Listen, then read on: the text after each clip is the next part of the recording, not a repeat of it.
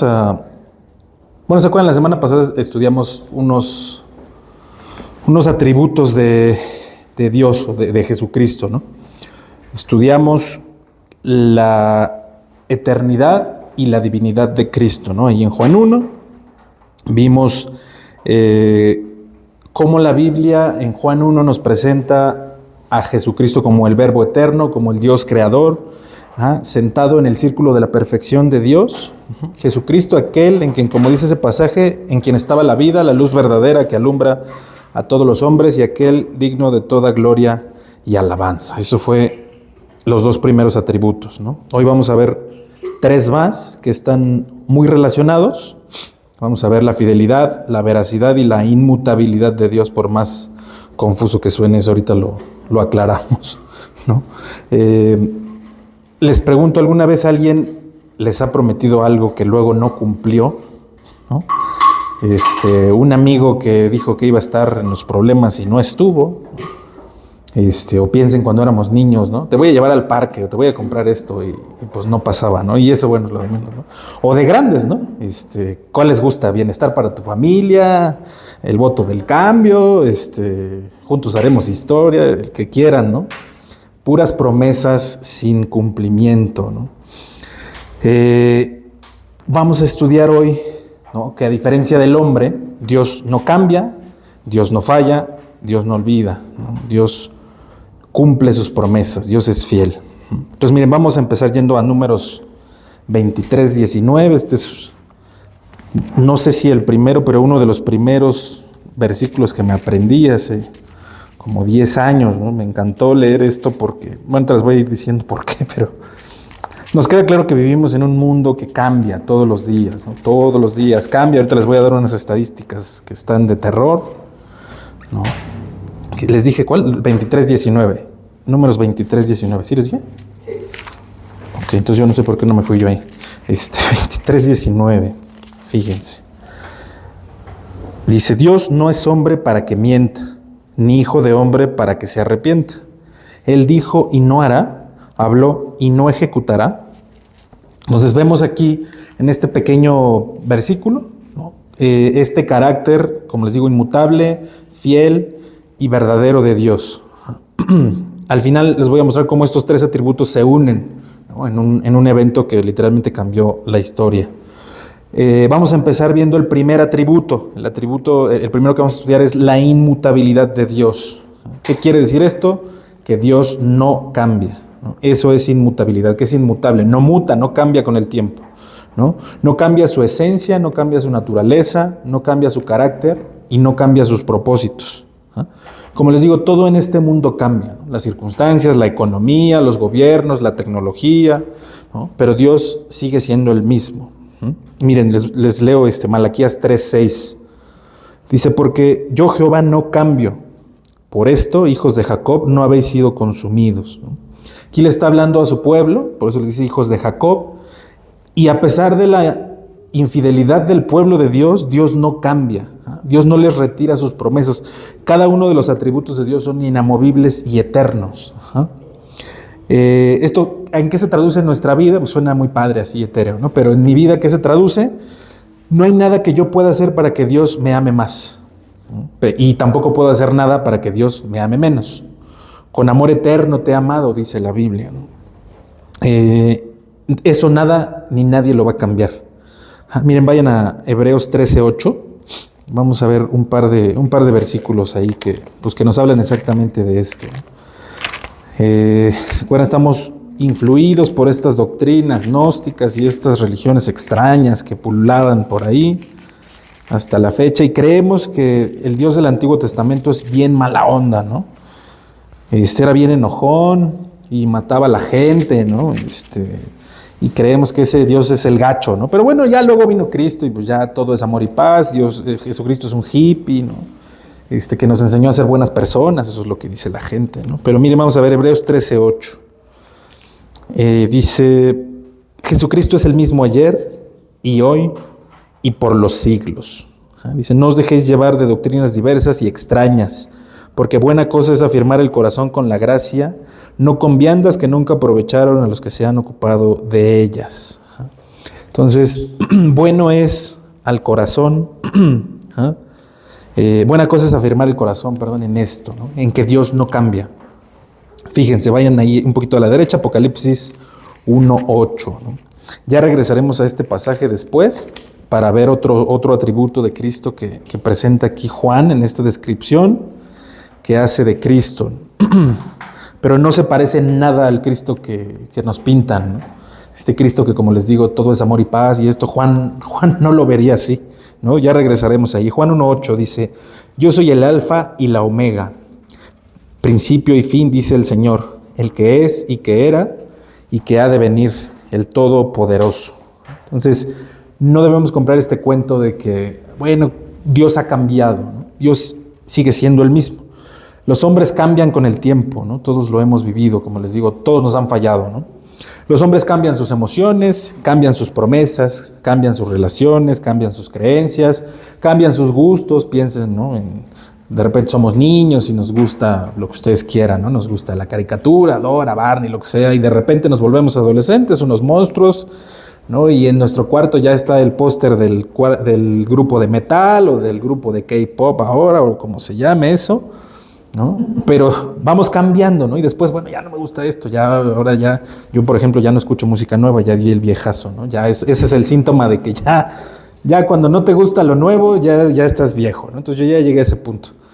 Pero bueno, vamos cambiando incluso nuestras aficiones y nuestros gustos, ¿no? Sin embargo, el amor de Dios no cambia. El amor de Dios es el mismo que sintió el día que te salvó, el día que decidió subirse a la cruz.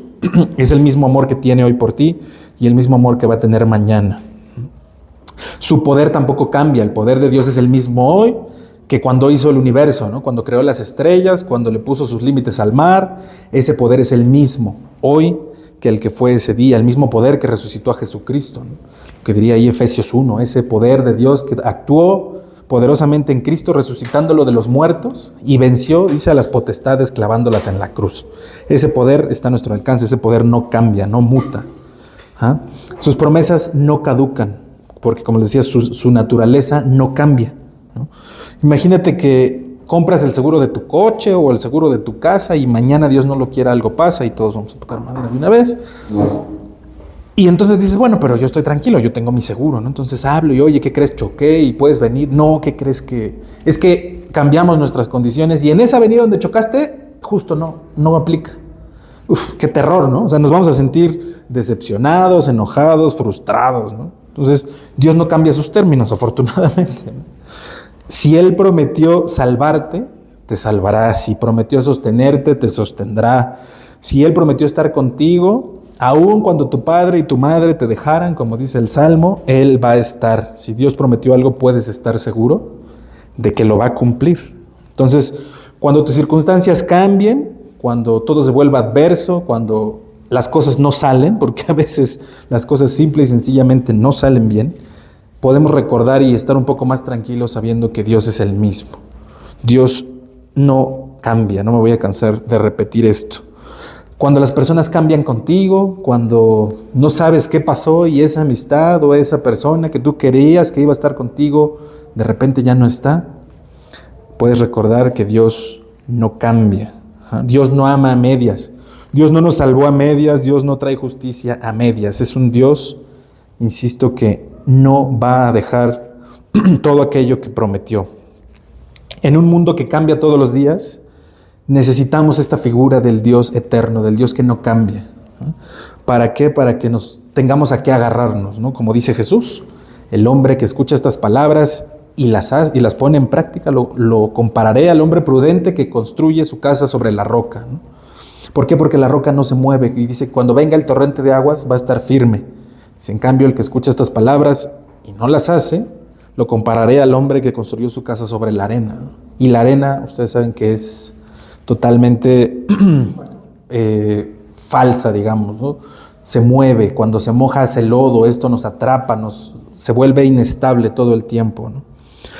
Fíjense, les voy a leer la estadística, ¿no? Esto es de terror, fíjense. El crecimiento de la información del siglo XX al siglo XXI. Dice, en el siglo XX la información tardaba más o menos 100 años en duplicarse, ¿no? Piensen, hace 100 años la gente andaba en carretas, ¿no? O sea, hace 100 años las cosas eran muy diferentes. En la década de 1940 a 1950, la información comenzó a duplicarse cada 25 años. Esto fue cuando llegaron las primeras computadoras, cuando empezó la comunicación electrónica. La década de 1980 a 1990, con la revolución digital y el inicio del Internet, la información se empezó a duplicar de cada 12 a cada 15 años. En el año 2000, con el boom del Internet y ya la accesibilidad para todos, la información se duplicaba cada 5 años. En el 2010, se duplicaba cada 13 meses. 2010. Ahora, en el último estudio que contempla del año 2020 al inicio del 2025, las estimaciones sugieren que la información se duplica cada 12 horas en ciertas áreas de la tecnología. Y las estimaciones para lo que viene está espantoso. Dice, para 2030 se espera que con la inteligencia artificial avanzada, la información se duplique en minutos o incluso en segundos. Y para el 2050, con el avance de las redes neuronales, piensen en lo brutal que suena esto, podríamos alcanzar un punto donde la cantidad de información sea virtualmente infinita en tiempo real, ¿no? Esa es la tirada, que te conecten a una chunche y entonces ya no necesito sacar el celular para buscar algo, ¿no? Ya, pues, lo pienso y ya lo tengo, ¿no? Esa es esta información virtualmente infinita. Entonces, hoy en este mundo tan cambiante, piensen, en la actualidad cada 12 horas se duplica la información que tenemos. Es totalmente necesario tener un Dios que no cambia, en el que podamos confiar. Entonces, no pongas tu fe en lo temporal, no pongas tu fe en nada más que en el Dios eterno que no cambia. Ese sería el primer atributo. El segundo, la fidelidad de Dios, y va muy de la mano, ¿no? Tiene mucho que ver, los tres en realidad. La fidelidad de Dios quiere decir que Dios cumple sus promesas. Todo lo que prometió lo va a cumplir. Como les digo, tiene mucho que ver con el primero. Sin embargo, vamos a ver, por ejemplo, Hebreos 10:23. Estamos allá atrásito. Hebreos 10:23, vamos a leerlo, ¿no? Y ahorita vamos a ver una historia, bueno, no toda, pero un ejemplo, ¿no? 10:23 dice, mantengamos firme sin fluctuar la profesión de nuestra esperanza, porque fiel es el que lo prometió, ¿no? El que prometió. Luego Pablo le dice a Timoteo en la segunda carta, ahí en capítulo 2, dice, si fuéramos infieles, él permanece fiel. Él no puede negarse a sí mismo. Si Dios no fuera fiel, estaría contradiciendo puntualmente lo que Él es. La fidelidad es parte de la definición del carácter de Dios. ¿Se acuerdan de este personaje muy famoso, ¿no? De Abraham? Dios, ¿se acuerdan? Divide a las naciones allí en Babel. Génesis 10 nos hablaría de 70 naciones.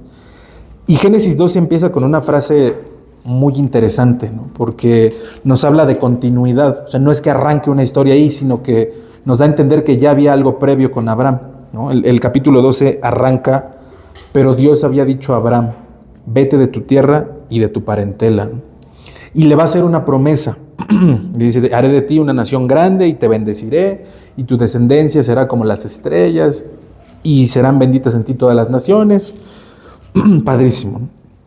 Dios va a empezar a trabajar con Abraham, se lo va a llevar literalmente, piensen que sale de su tierra, de su cultura, de su familia, de su economía, de todo lo que él conoce y se lo lleva, ¿no? A un lugar donde no hay nada, se lo lleva al desierto, ¿no?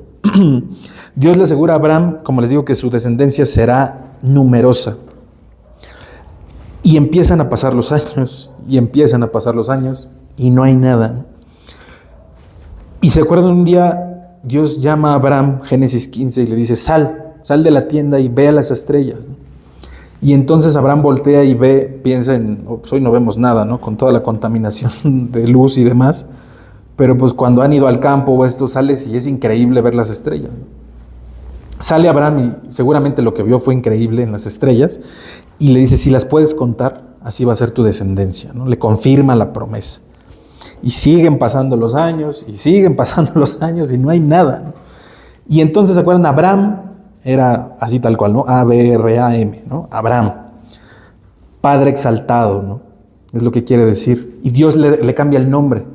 y le pone Abraham, ¿no? El que conocemos nosotros, el padre de naciones, el padre de multitudes, ¿no? Y establece con él un pacto, ¿se acuerdan? Le da la circuncisión y demás.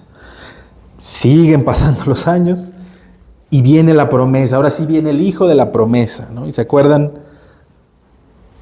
literalmente Sara se ríe en la cara de Dios, ¿no? Cuando le dice, vas a tener un hijo, y se pitorrea en su cara, ¿no? No alcanzamos a entender el nivel de, pues miren, se les puede decir así tal cual, el insulto que le está haciendo, ¿no? O sea, es como si mañana vienes, oye, te voy a invitar a comer. Sí, ya parece, ¿no? O sea, te estoy insultando. O sea, no creo en ti. Tu palabra no significa nada para mí. Sin embargo, siguen y siguen pasando los años. Ya son grandes, ¿se acuerdan? Sara, si no mal recuerdo, tiene 99 años cuando viene esto. O sea, han pasado más o menos 25 años de que Dios llamó a Abraham para que saliera de su tierra, a que un día efectivamente nace ese hijo, no sin haber, ¿se acuerdan?, hecho una serie de tonterías en toda la extensión de la palabra. ¿Se acuerdan que Sara le dice, pues ya acuéstate con la sierva y ten un hijo con tal de que venga esta promesa, ¿no? Ayudándole, entre comillas, a Dios. Miren, vayan a Génesis 21 y vamos a leer esto ya después de que hice el resumen de la historia, ¿no? Aquí es donde quiero detenerme un momento, porque es muy importante esto, ¿no? Como les decía, Dios no puede negarse a sí mismo, le dice Pablo a Timoteo, ¿no? Génesis 21, 1. Dice, visitó Jehová a Sara, como había dicho, e hizo Jehová con Sara, como había hablado, fíjense. Dice, y Sara concibió y dio a Abraham un hijo en su vejez, en el tiempo que Dios le había dicho. Y llamó a Abraham el nombre de su hijo que le nació, que le dio a luz Sara, Isaac. Entonces, efectivamente, por fin lo logramos, ¿no? Llegó la promesa.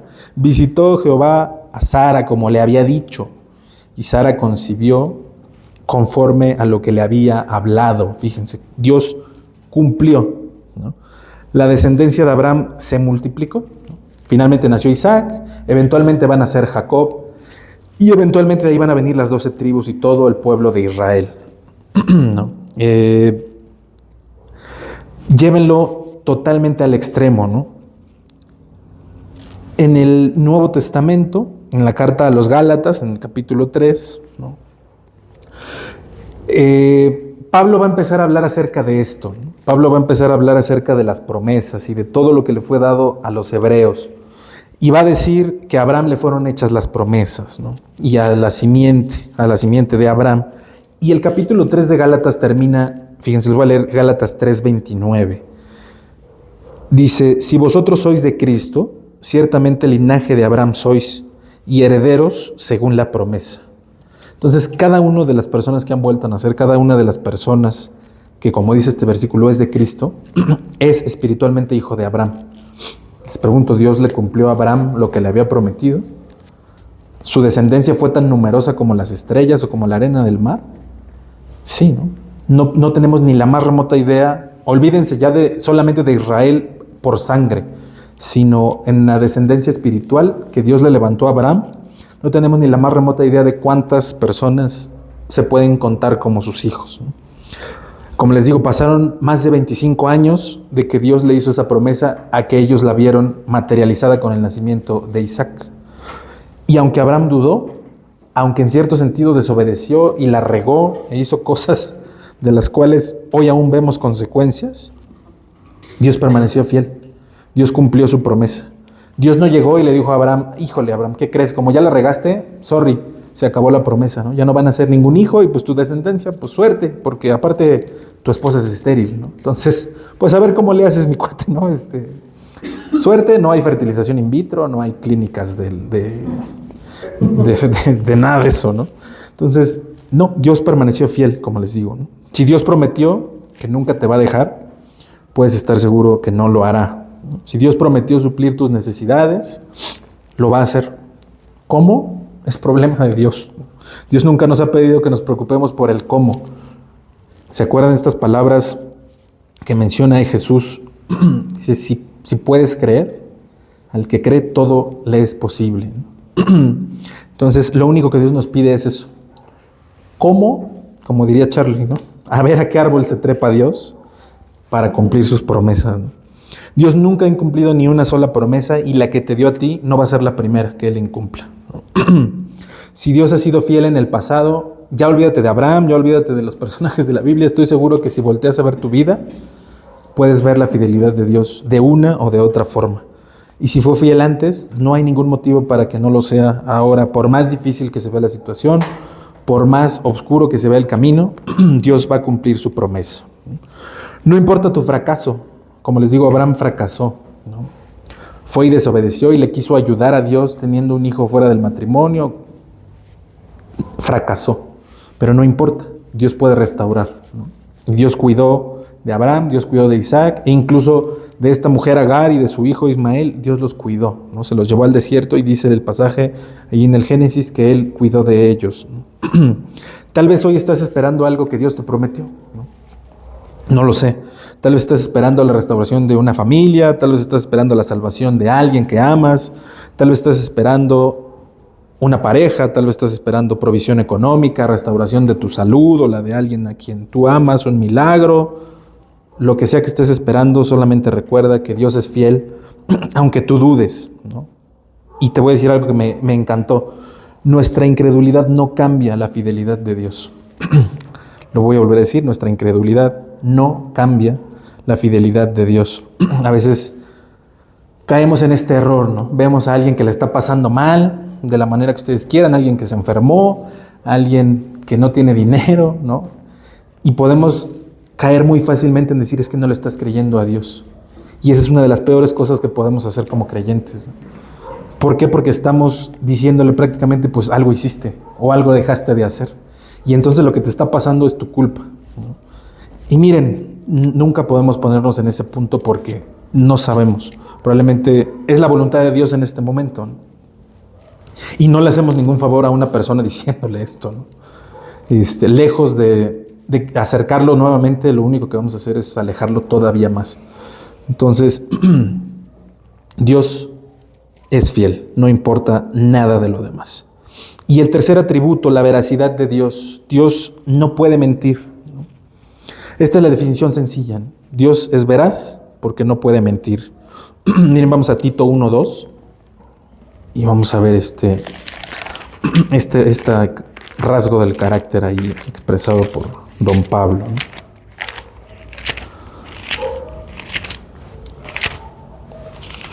Me emocioné.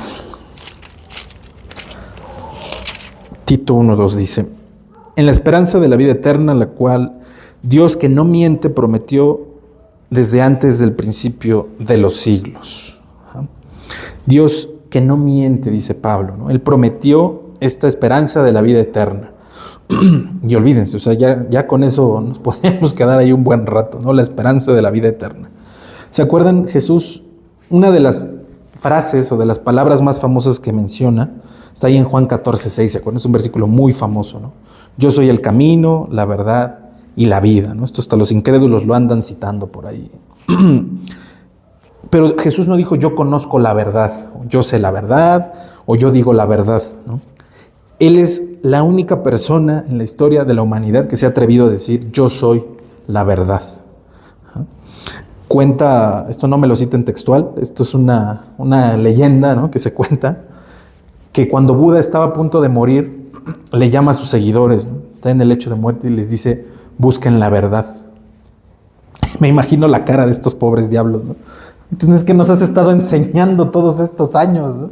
¿Cómo que busquen la verdad? Bueno, pues la verdad solamente es Jesucristo, ¿no? ¿Qué aplicaciones tiene esto? Todas, ¿no? Si Dios dijo que tu pecado va a ser juzgado, va a ser juzgado. Si Dios dijo que hay cielo y que hay infierno, no está mintiendo. Si Dios dijo que solo en Cristo hay salvación, no está exagerando, solo en Cristo. Las palabras de Cristo en la cruz deberían estar escritas en nuestros corazones con oro, con diamantes, con todo lo más precioso que exista. Esas palabras que resonaron de un extremo a otro del universo, consumado es. La deuda está pagada. Podemos estar seguros de que es así, ¿no? Contrario a lo que otros enseñan, no hay purgatorio, no tienes que agregarle nada, no hay nada que hacerle al sacrificio de Cristo, es un sacrificio completo. Por eso expresa consumado es, ¿no? Él no dijo, ya di el enganche, muchachos, pagan las mensualidades, ¿no? No. Consumado es todo. Se pagó. No hay más deuda, ¿no? Jesucristo dice, por ejemplo, que los mentirosos no heredarán el reino de los cielos, ¿se acuerdan? Apocalipsis 21:8. Pero los ¿se acuerdan cómo empieza? Pero los cobardes e incrédulos, ¿no? Los abominables y homicidas, los hechiceros y todos los mentirosos tendrán su lugar en el lago de fuego, ¿no? Ellos no entrarán en el cielo, lo dice en serio. Si Dios dijo que sin santidad nadie verá al Señor, es cierto, no está bromeando, ¿no? Y como les digo, si Dios dijo que en Cristo hay perdón y vida eterna, tampoco está mintiendo. Entonces Dios no nada más nos dice la verdad, Dios no nada más nos dejó la verdad, como luego decimos. Claro que este libro es la verdad, pero esto va mucho más allá. Jesucristo es la verdad. ¿Cómo se unen estos tres atributos? ¿Cómo podemos verlos en acción, ¿no? En la cruz del Calvario. Es ahí donde todos los rasgos del carácter de Cristo se unen y estos tres no son la excepción, ¿no? Como les digo, Dios no cambia. El Dios del Antiguo Testamento fue el que envió a Cristo a morir en la cruz, el que descargó su ira. Sí, efectivamente, el Dios del Antiguo Testamento tiene una ira y vamos a llegar, ¿no? Ese es uno de los atributos más importantes que hay en Cristo, la ira. No podríamos creer en un Dios que no tiene esa ira santa, ¿no? Vamos a llegar ahí. La fidelidad de Dios en la cruz. Dios prometió redención desde el Génesis. Desde el Génesis, cuando Dios toma ese animal y lo mata enfrente de Adán y Eva para vestirlos y cubrir su vergüenza, ¿se acuerdan? Es la primera promesa de redención que hay. Y de ahí, muchísimas y muchísimas en cada página de la Biblia. Dios lo prometió y Dios lo cumplió en la cruz. La veracidad de Dios, ¿dónde se ve en la cruz? Dios dijo en Ezequiel 18:4, he aquí que todas las almas son mías, como el alma del Padre, así el alma del Hijo que es mía. El alma que pecare, esa morirá. Dios prometió, y esto lo vemos también en Génesis, cuando le dice a Adán y a Eva que no coman del árbol del conocimiento, que el día que pecaren ciertamente morirían. Y Dios lo cumplió. Alguien murió por los pecados, ¿no? Y ahí tenemos a Cristo. Entonces, tus pecados no son más fuertes que la fidelidad de Dios. La situación que estés viviendo no es más fuerte que la veracidad de Dios. Y los cambios que hay en el mundo, los cambios que hay en la vida, de ninguna manera son más grandes que la inmutabilidad de Dios. ¿A qué nos lleva todo esto? ¿Qué aplica todo esto en mi vida, ¿no? No sé ustedes, pero yo tiendo a dudar mucho de Dios. No importa cuántas veces Dios me ha restaurado, cuántas veces Dios me ha sacado de cosas que parecían imposibles, cuando vuelvo a caer en el problema, vuelvo a dudar, ¿no? ¿Y si esta vez Dios no me contesta? ¿Y si esta vez este problema es demasiado grande, Dios, cómo le vas a hacer? Dios es Dios, ¿no? Por eso les decía, su poder no cambia. El poder que hizo todo lo que vemos, el poder que nos dio vida a nosotros. Yo no sé si han llegado a ese punto, yo sí, seguido. Creo que a veces tengo mucho tiempo libre, ¿no? ¿Cierto? Pero a pensar, a ver, o sea, no tiene lógica que estemos aquí, no sé si lo han pensado, ¿no? O sea, ¿cómo llegamos a este punto? O sea, no cabe en mi cabeza cómo, ¿qué hacemos aquí? O sea, ¿cómo llegamos a existir? El poder de Dios nos levantó del polvo, ¿se acuerdan? Dios toma barro literalmente y le sopla aliento de vida y aquí estamos. Entonces, si estás dudando de Dios, recuerda estos atributos.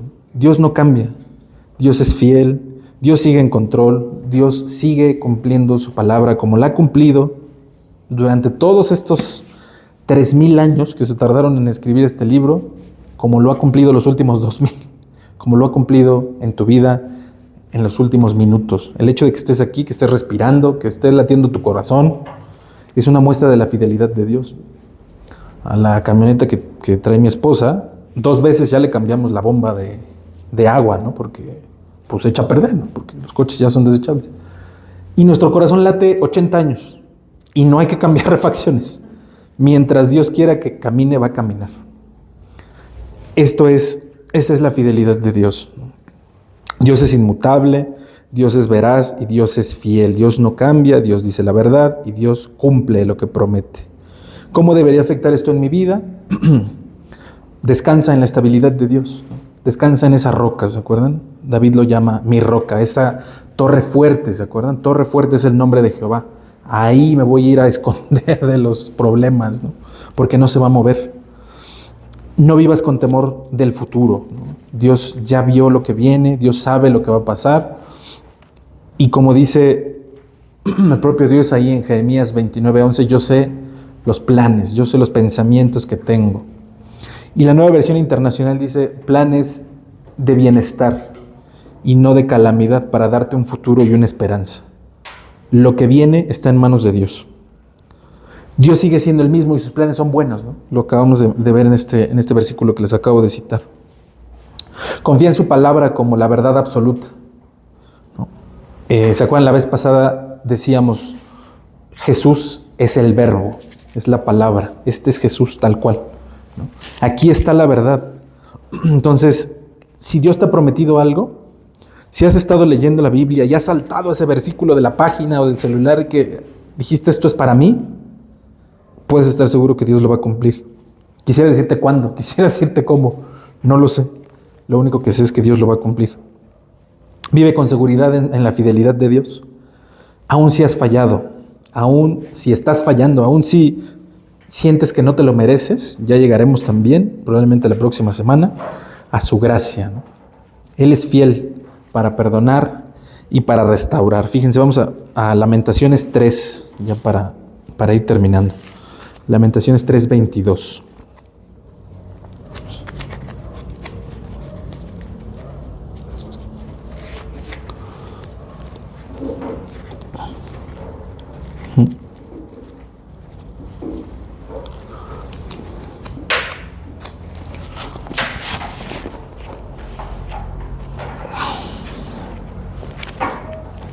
Caray, no se quieres pegar. Un segundo.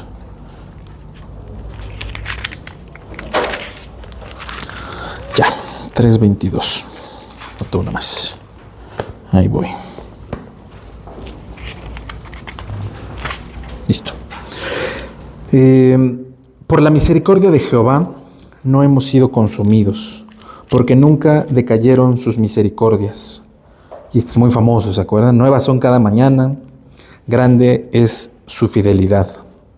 Entonces, tu vida cambia, las personas cambian, tus emociones cambian, tu situación económica cambia, tu situación laboral, tu situación sentimental, todo cambia, pero el Dios que te salvó, el Dios que te amó, el Dios que te perdonó, el Dios que te sostiene, sigue siendo el mismo. Él no miente, Él no cambia y Él no falla. Pues vamos a orar y vamos a pedirle a Dios que afiance esto en nuestro corazón, que sin importar lo que veamos, nos sostengamos, como dice la Biblia, como viendo al invisible. Que aún que no veamos cómo, sepamos que Dios va a cumplir todo lo que prometió. Vamos a orar. Bendito Dios, te damos muchas gracias, Señor, por tu palabra. Gracias, Dios, por revelarte a nosotros a través de ella.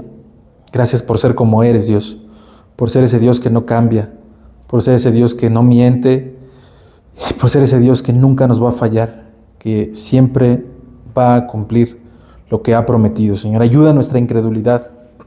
Danos, Señor, esa paz y ese gozo que necesitamos en nuestro corazón para esperar, para poder, Señor, tener paciencia, Dios, y ver cumplidas todas aquellas promesas que tú nos has hecho, Dios. Te pedimos que dentro de estas promesas, Señor, tú consideres a todas las personas que nosotros anhelamos su salvación. Te pedimos que consideres todas aquellas situaciones que hoy nos tienen atribulados, Señor, esas situaciones que probablemente nos roban el sueño. Quítanoslas de la espalda, Señor, llévalas tú, estas cargas, y haz que veamos cada mañana esta fidelidad nueva. Te pedimos todo esto en el nombre de Jesús. Amén.